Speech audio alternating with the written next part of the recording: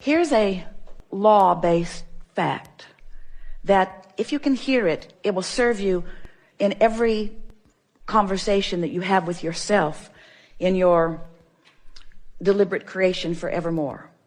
The more general you are when you approach a topic where you know you have clogged pipes, the better off you'll be. Now think about what that means. If you don't have any clogged pipes, if you're thinking about something wanted, then the more specific you are, the faster the momentum and the better it is, because you're carving out a path of least resistance to something. But when you're thinking about something unwanted and adding to what you do not want, then the less specific you are, the better off you'll be. Does that make sense to you? So you start. What's the goal here? To find the first pure thought about abundance. A pure thought about abundance.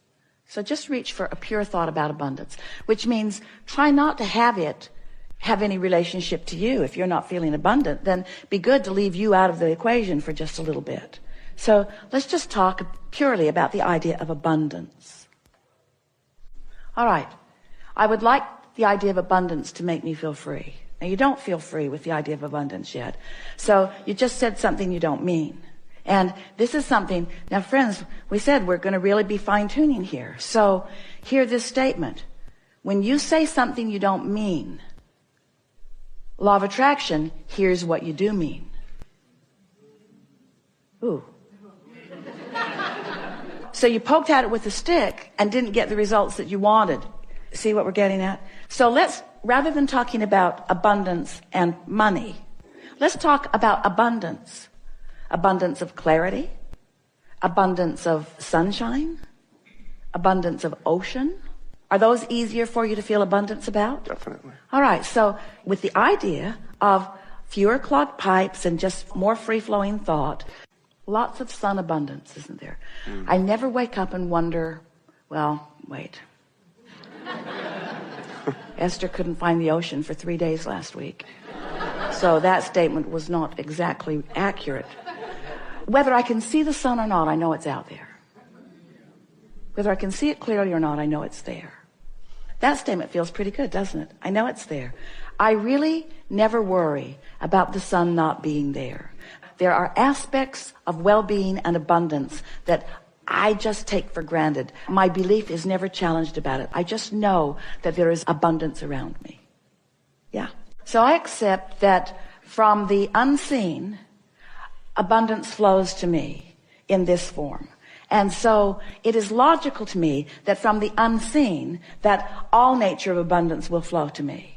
And that in the same way that I can be in a vibrational place of just allowing that to happen, I can be in a vibrational place of allowing more abundance on more subjects to happen. Feel how free-flowing that is? In other words, no resistance.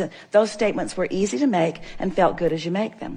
Now that may be all the work that you need to do for one conversation that you're having with yourself. And you can tell that you've done good work because you have contemplated a subject and you felt good while you contemplated it. So we're going to make a statement to you, really to all of you. This is another refined point, very fine-tuning, deliberate creators that we are visiting with here today.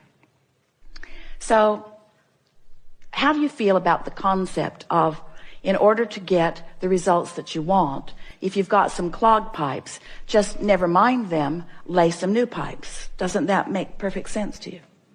Isn't that an easy to understand concept?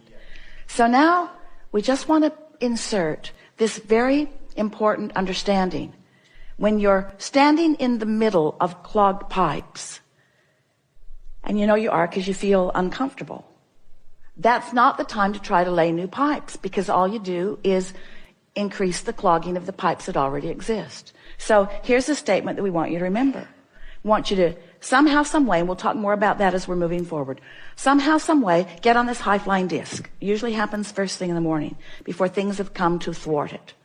Sometimes you don't make it to breakfast, But first thing in the morning is when you're most likely to feel it.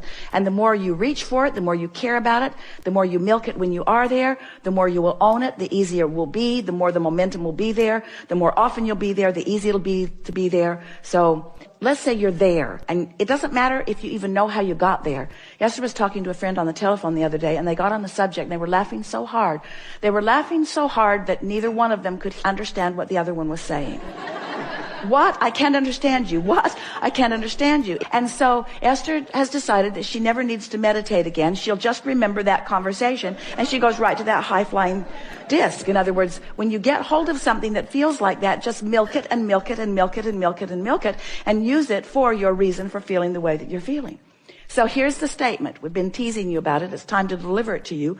Do all of your laying of new pipes from your high-flying disc. All of them from your high-flying disc. So the other day, after laughing and laughing and laughing and laughing and laughing with this friend, Esther replayed that conversation over and over and over and over and over and over and over and over and over in her mind all day long. We'll tell you what they were laughing about. We warn you, you kind of had to be there. So they're talking about the same thing that you're asking about. They're reaching for high-flying thoughts. And Esther is saying, I've discovered that the more general I am, the easier it is to stay there. And so she was saying, I love words like clarity, and I love the feeling of invincibility. And I've got this pen that I pretend is my magic wand, and I'm just waving it around, and it feels like the entire universe is responding to what I'm asking for. And all I want to do is think about these things and talk about these things. Esther said, I'm afraid I'm becoming like a vibrational snob. Because I'm not willing to go to other less good feeling places. And her friend said, yeah, it's like others can't quite understand us. She said, it's like being in that room at the insane asylum. And Esther worked at the state hospital in Blackfoot, Idaho. She knows that room. She's seen that room. So Esther began laughing. And then one or the other of them is talking about people walking by and hearing them laughing in there and saying, just leave them alone.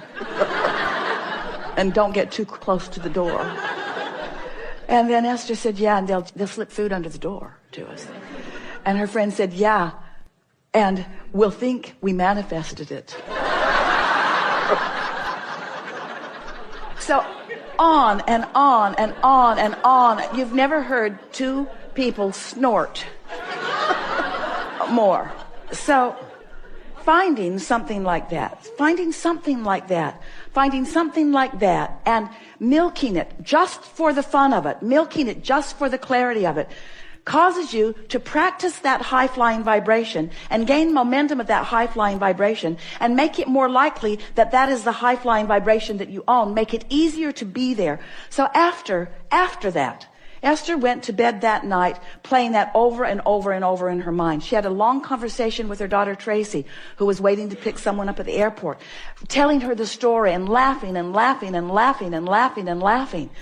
What fun it is to have conversations with those who, like you, don't mind being locked in that crazy room where you are not facing reality, where your undivided attention is upon whatever subject it is that makes you feel like that. So Esther went to sleep in that vibration. And when she awakened in the morning, such an interesting thing happened. Because her first thought, now she's been listening to us for a long time, talking about how when you prepave, when you go to bed thinking about good things, and you'll wake up thinking about good things. And Esther woke up, and the first thought that was in her mind was maybe the most troubling thought that she's experienced in the last several years. That was the thought that was in her mind. But she was so consciously aware of all of these concepts that we've been talking about that she said to herself right out loud, I've got 16 seconds to shake this thought. 16 seconds to return to my high-flying disc. 16 seconds to lay my new pipes about this subject. And then energy just flooded all through her as she realized that this was her high-flying disc. This was her chance to take a subject that had been troubling and approach it from her high-flying disc. And she left it in a place never to return to again. You see what we're getting at? This is the way that you find clarity. This is the way you find abundance. You wait until you're in that feeling of high-flying abundance, and then you can approach the subject that's a little more troubling if you want to, understanding that it's risky, but it's only 16 seconds of risky, right? You've got 16 seconds. You've got 16 seconds to let it go or to bring it into alignment. Our favorite story that fits right here. We've got to tell it to you now because it means everything. Sometimes it's like you say to us, Abraham, I've jumped out of an airplane and I have no parachute. What do you suggest that I now do? And we say, hang on, it'll be over in a little while. Because there is a momentum that is happening that there's not any action that you're going to be able to offer that's going to make any difference. You understand that? So what we're saying to you is don't struggle, don't fret, don't effort, just crash and burn. It's all right. Because tomorrow you can get up and get on the high-flying disc. Tomorrow you can get up and get on the high-flying disc. Tomorrow you can get up and get on the high-flying disc. Tomorrow you can get up and get on the high-flying disc. And after a few days of tomorrow getting up and getting on the high-flying disc, one day Esther said to us, Abraham, I refuse to accept that I have to wait until tomorrow to get on the high-flying disc. I have tools that you've given me. I can get back up there anytime that I choose to get back up there. So what are we talking about? We're talking about your conscious awareness of your vibrational output. Yes? We're talking about your conscious awareness that you are vibrational beings. Yes? We're talking about your awareness that you can choose the vibration of your being in this moment, but that it takes a little practice. Yes? And some subjects have enough momentum going that it's going to take getting up tomorrow and getting up tomorrow and getting up tomorrow and getting up tomorrow and getting up tomorrow and getting up tomorrow and getting up tomorrow and getting up tomorrow. This could take a while. Getting up tomorrow and getting up tomorrow and getting up tomorrow. But if you get up on enough tomorrows and you reach for that high-flying disc and find it, then what happens next will be vivid evidence of how you're doing with your high-flying disc. We so want you to understand that in this day,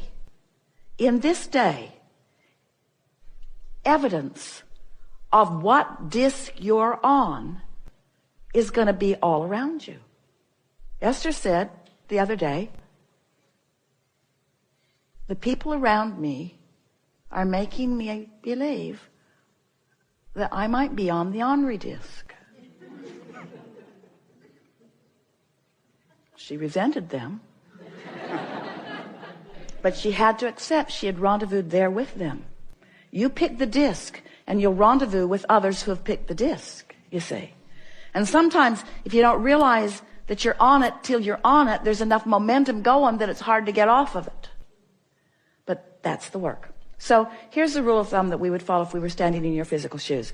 The better we feel, the more we would milk it. The worse we feel, the more we would try to ignore it. That's what Jesus meant when he said, turn the other cheek. Choose your vibration and give it your undivided attention if it feels good. And give it as little attention as you can if it doesn't feel good.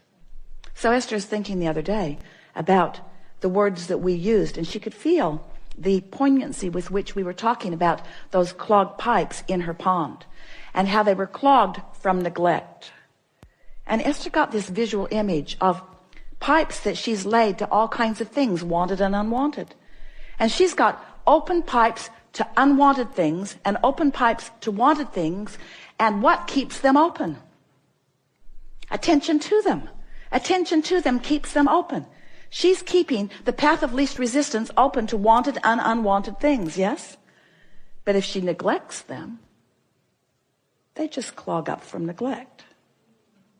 So it's a new, even better application of this clogged pipe analogy. What paths of least resistance are you carving open every day? I hate that guy. I've always hated that guy. That guy is such a pain. The guy dogs me. I think he stalks me. He's everywhere I go. I don't like that guy. That person at work is everywhere I go, always in my face. Who's keeping the pipes open? That's what we want to ask you. You are. You're always the one who's keeping the pipes open.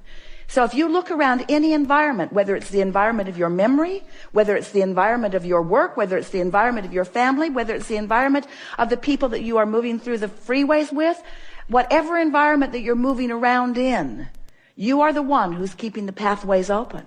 You're the one that gets to decide. So be more specific if it's a pathway you want open, and be more general if it's one that you would like to just sort of stop. The more general you are, the less momentum there will be. Helpful? Really good.